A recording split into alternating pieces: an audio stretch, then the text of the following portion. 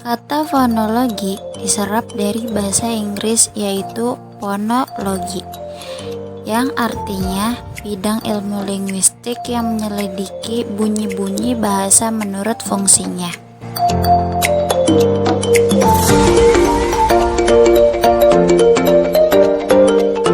Pada awal pertumbuhan linguistik, istilah bidang linguistik disebut dengan fonemik.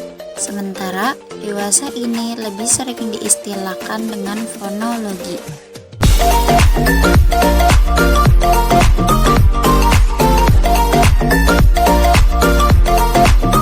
Seperti yang telah dijelaskan pada bab fonetik, bahwa bunyi sebagai objek penelitian fonetik disebut dengan fon.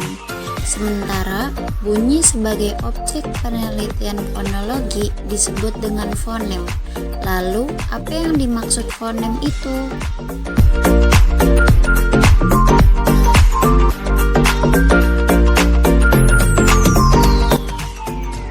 Fonem merupakan kesatuan bunyi yang terkecil dalam sistem bunyi-bunyi bahasa yang dapat berfungsi dalam membedakan makna.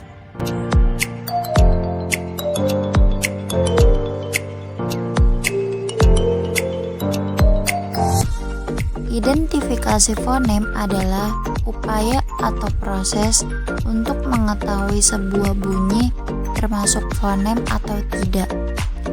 Proses ini dilakukan dengan mencari sebuah satuan bahasa yang mengandung bunyi, lalu membandingkannya dengan satuan bahasa yang lain yang mirip dengan satuan bahasa yang pertama. Jika keduanya ternyata berbeda makna, maka dapat disimpulkan bahwa bunyi itu adalah fonem.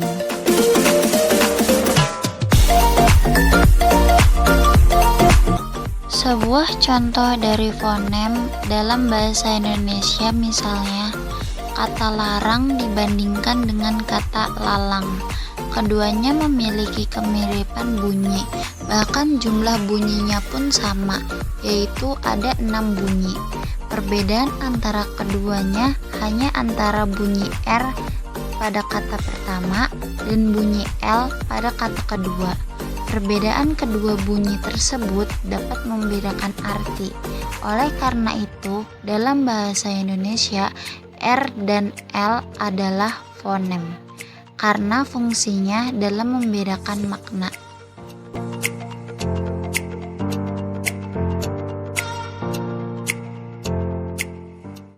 Dalam fonologi, fonem dapat diklasifikasikan kepada 2 jenis. Yang pertama ada fonem segmental, yang kedua ada fonem suprasegmental. Fonem segmental adalah vokal dan konsonan dalam fonologi, sedangkan fonem suprasegmental adalah jalinan atau susunan bunyi yang dapat membedakan arti suatu kata dengan kata yang lainnya.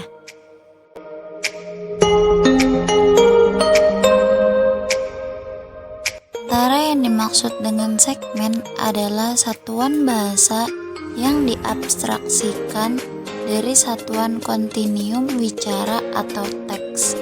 Misalnya, fon atau fonem sebagai satuan bunyi dan morf atau morfem sebagai satuan gramatikal.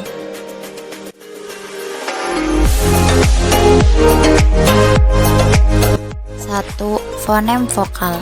Untuk membuktikan apakah bunyi-bunyi vokal dalam bahasa Arab termasuk fonem atau tidak, untuk lebih jelasnya dapat dilihat dari contoh sebagai berikut.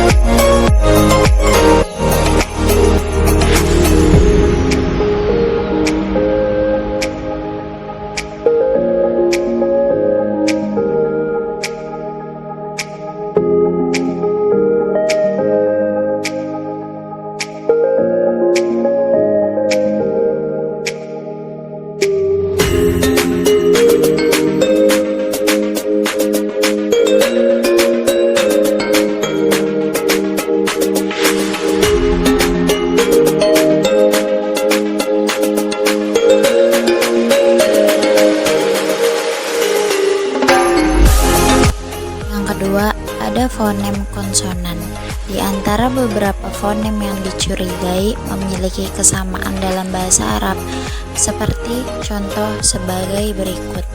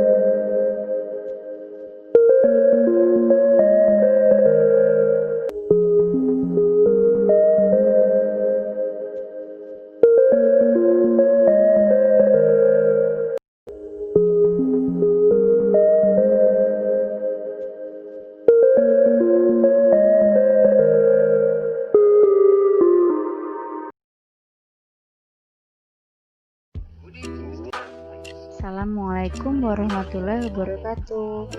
Hari ini kita akan melanjutkan kuliah kita pada bagian kedua fonologi.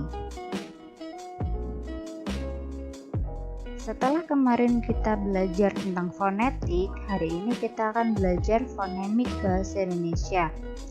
Fonem merupakan kesatuan bahasa terkecil yang tidak mengandung makna, tapi dapat membedakan makna. Fonem akan memainkan peran pentingnya ketika sudah berada pada tataran kata. Fonemik mengkaji bunyi bahasa yang membedakan makna. Untuk mengetahui apakah sebuah bunyi tergolong fonem atau bukan, carilah bunyi tersebut pada sebuah kata yang menyandang bunyi tersebut, lalu bandingkan dengan kata lain yang mirip. Jika berbeda makna, maka termasuk dalam kategori fonem. Contohnya bagaimana, Bu? Nah, kita lihat selanjutnya.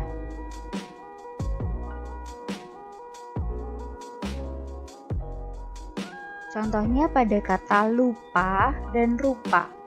Dua kata tersebut berbeda makna karena adanya perbedaan bunyi R dan L. Namun, identitas fonem R dan L pada pasangan kata tersebut hanya berlaku dalam bahasa Indonesia. Tiap bahasa punya fonemnya masing-masing. Nah, beberapa fonem punya beban fungsional tinggi dan rendah. Semakin banyak pasangan kata yang mirip, semakin tinggi beban fungsionalnya. Kita lihat contohnya.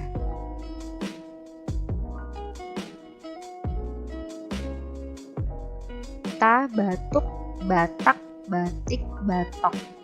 Berarti beban fungsionalnya cukup tinggi karena punya 4 kata yang mirip.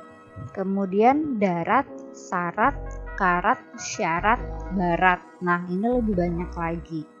Sekarang kalian coba carilah contoh fonem dalam bahasa Indonesia lainnya dengan melakukan teknik pasangan dengan memasangkan minimal 2 kata yang berbeda. Akan lebih bagus lagi ketika kalian menemukan yang lebih banyak kata-katanya. Beralih ke alofon. Realisasi fonem pada pelaksanaan ujarannya banyak mengalami perubahan. Misalnya fonem B pada kata baru diucapkan sebagai B, tapi dalam kata Sabtu diucapkan sebagai P. Tidak, B-nya itu tidak terlalu jelas. Bukan Sabtu, tapi Sabtu. Seperti itu. Jadi realisasi fonem B dalam pelaksanaan ujaran bisa menjadi B dan P. Realisasi tersebut sering disebut dengan alofon. Fonem lain juga memiliki alofonnya masing-masing, seperti fonem U pada kata buku. Diucapkan buku, tapi dalam kata subur diucapkan sebagai U. Ada perbedaan tekanan antara U yang biasa dengan U. Buku, subur. Seperti itu. Jadi fonem U memiliki alofon U dan U. Contoh alofon yang lain dapat dilihat pada video berikut ini. Silahkan kalian bisa masuk ke dalam link tersebut untuk lebih jelasnya.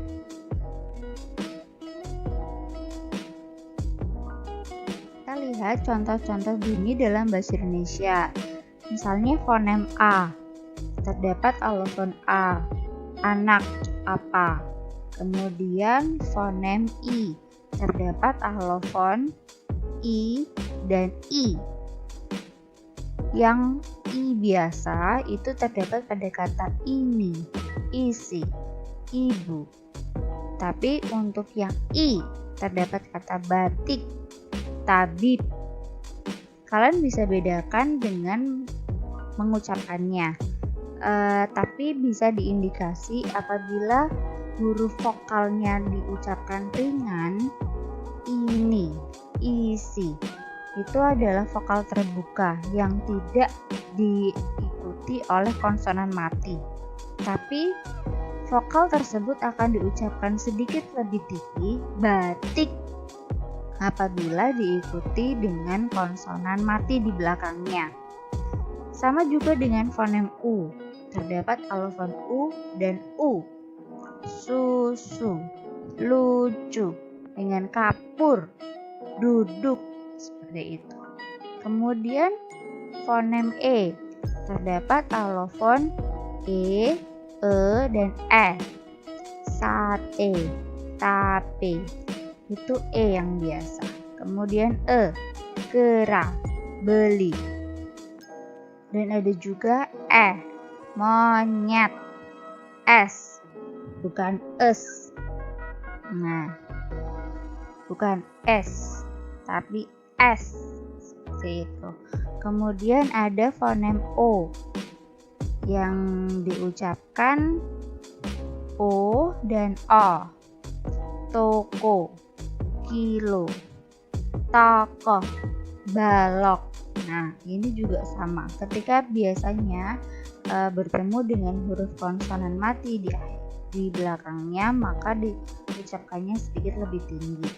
Kemudian fonem K itu terdapat alofon K yang biasa seperti dalam kata bakiak. K yang akhir itu diucapkan dengan jelas K mati. Tapi ada juga alofon hamzah. Bunyi hamzah ini biasanya huruf K-nya tidak diucapkan secara jelas, seperti kata rakyat. Bukan rakyat, tapi rakyat. Bapak, bukan bapak. Seperti itu. Kemudian ada fonem N. Diucapkannya bisa N, bisa juga eng di situ. Jadi ada bunyi N dan bunyi eng. Nyaring, hangat. Ada juga fonem S diucapkan sebagai S, yaitu dahsyat.